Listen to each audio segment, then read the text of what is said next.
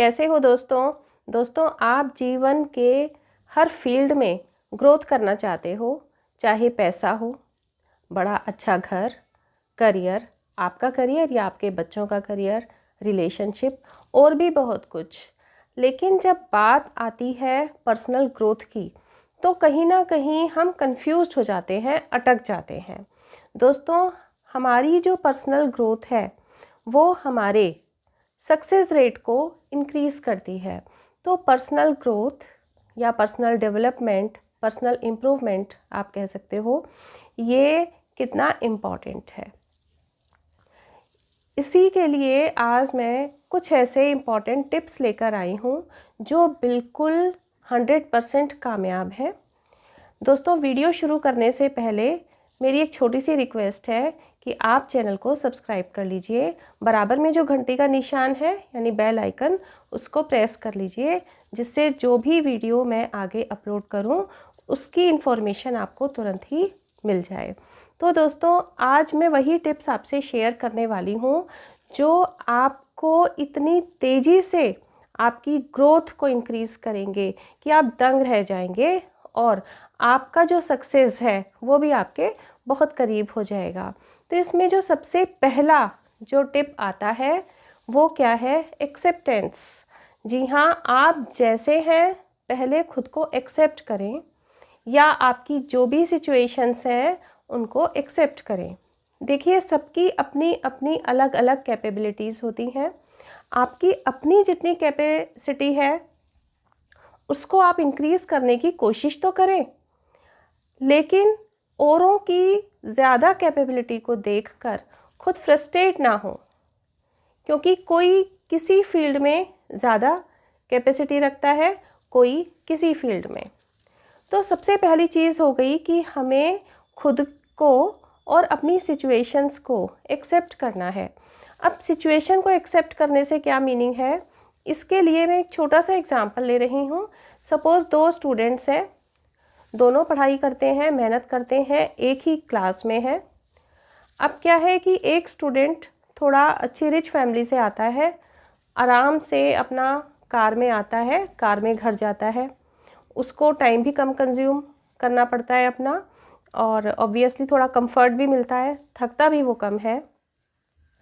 साथ ही जो दूसरा स्टूडेंट है वो साइकिल से स्कूल आता है और साइकिल से ही घर जाता है, तो उसको टाइम भी ज़्यादा देना पड़ता है, थोड़ा थकता भी वो ज़्यादा है।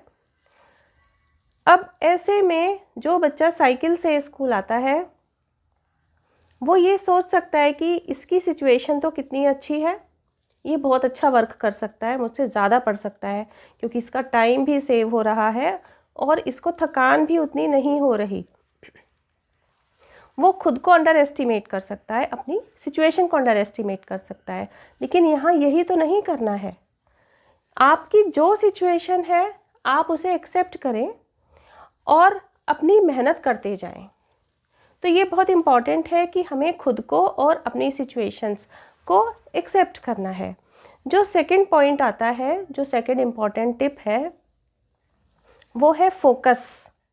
हमारा जो लक्ष्य है, आप किसी भी फील्ड में हैं, भले ही आप एक स्टूडेंट हैं, आप बिजनेसमैन हैं, या आप कहीं एम्प्लॉई हैं, या आप एक हाउसवाइफ हैं, कोई भी हैं, मेल हैं या फीमेल हैं, सबका अपना कोई ना कोई लक्ष्य होता है, कोई गोल होता है लाइफ में, और उस गोल को अचीव करने के लिए हर संभव प्रयास किया जाता है।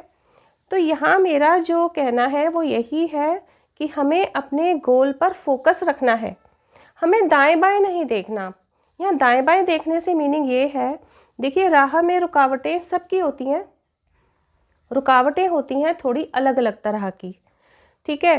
तो आपको अपनी रुकावटों पर ध्यान नहीं देना है, बाधाओं पर ध्यान नहीं देना है, उनसे जीतते हुए, उन्हें फेस करते हुए अपने लक्ष्य की ओर बढ़ना है।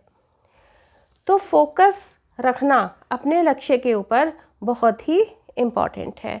जो नेक्स्ट टिप आता है, टिप नंबर 3, वो है मेडिटेशन। देखिए, बहुत बार सुन चुके हैं कि एक्सरसाइज, योगा, प्राणायाम सब कुछ करना ज़रूरी है, बहुत इम्पॉर्टेंट है। लेकिन यहाँ जो मैं स्पेशल जो आपसे कह रही हूँ, वो है मेडिटेशन। देखिए, मेडिटेशन को हम में से अधिकतर लोग बहुत हल्के रूप में लेते हैं, जबकि ये अगर आप करते हैं तो ये एक गॉड गिफ्ट की तरह साबित हो सकता है। थोड़े थोड़े टाइम से शुरुआत करें। शुरू में बोरिंग लग सकता है, लेकिन जब आप इसे करना सीख जाएंगे, ये इतना अच्छा है कि एक तो ये जो मेडिटेशन है, ये हमारे ब्रेन को फिट करता है, सारे स्ट्रेस को दूर करता है, माइंड की, ब्रेन की जो कैपेसिटी है उसको इंक्रीज़ करता है। तो कितना ज़रूरी है ना। देखिए, सारा ही काम तो हमें ब्रेन से लेना है अपने, तो इसलिए हमें मेडिटेशन ज़रूर ही करना चाहिए। इसके लिए आप किसी से भी सीख सकते हैं, जो भी आपके पास इजीली जो भी अवेलेबल हो, या आप YouTube की हेल्प से कर सकते हो। बहुत वीडियोज़ हैं इसके ऊपर, कहीं पर भी आप सर्च करें, अपनी कन्वीनियंस के अकॉर्डिंग आप उसको सीखें और व्यवहार में ज़रूर लेकर आएँ। जो नेक्स्ट जो टिप है, टिप नंबर 4, वो है 21 डेज़ चैलेंज। अब ये 21 डेज़ चैलेंज क्या है?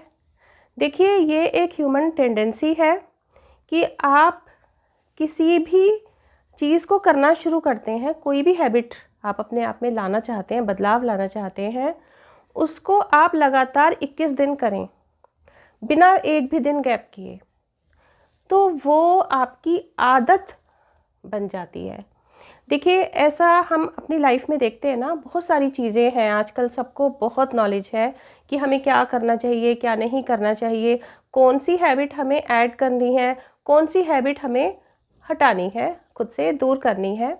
जैसे सपोज़ आप मेडिटेशन का ही लेते हैं कि भाई मुझे ठीक है रोज़ाना मेडिटेशन करना है, तो आप 21 दिन तक लगातार करें।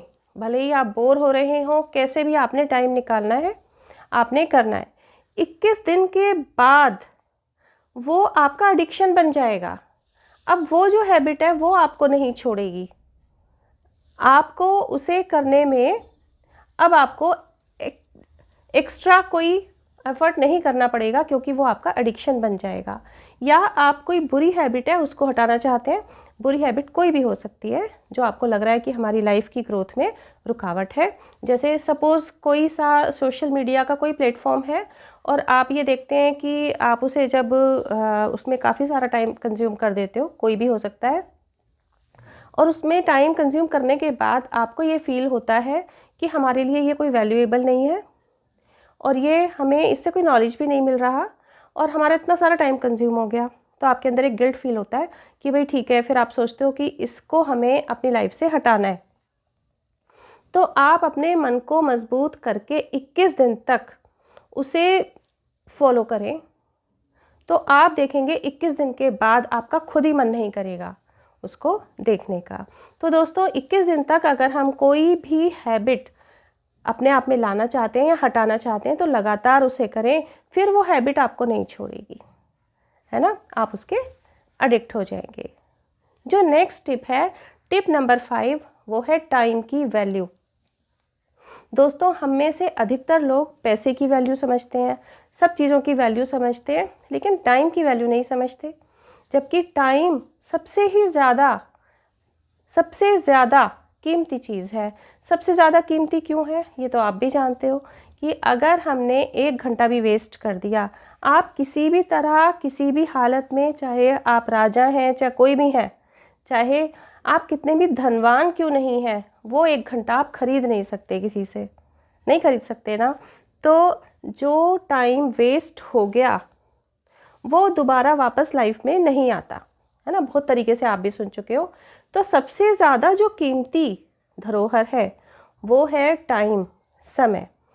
तो हमें अपने टाइम की वैल्यू करनी है, अपने टाइम को कंज्यूम करना है, जो भी हमारा गोल है उसे अचीव करने में, और अपना टाइम हमें वेस्ट नहीं करना है। अगर आप अपने टाइम की वैल्यू करोगे ना, एक समय बाद आप देखोगे कि लोग भी आपके टाइम की वैल्यू समझेंगे। शुरू में ऐसा लगेगा कि कुछ लोग हैं सर्कल में जो अभी आपके फ्रेंड्स थे, लेकिन आपको ज़्यादा बिजी देख के और ये देख के कि भाई अभी हमें उतना टाइम नहीं देता, हो सकता है आपसे शुरू में थोड़ा कटे, लेकिन धीरे धीरे वो भी आपकी वैल्यू समझने लगेंगे और आपको अपना लक्ष्य, अपना गोल अचीव करने में तो हेल्प मिलेगी ही मिलेगी।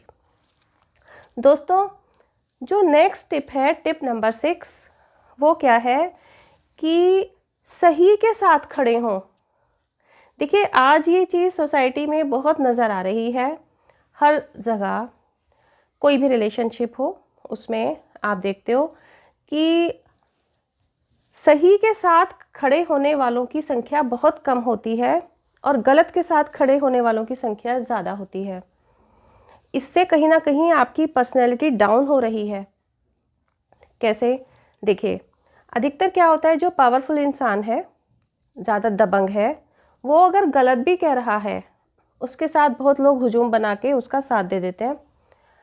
और जो थोड़ा वीक है, किसी भी पॉइंट ऑफ व्यू से दबंग नहीं है, वो उसकी बात चाहे कितनी भी सही है, लेकिन उसके साथ खड़े होने वालों की संख्या कम होती है।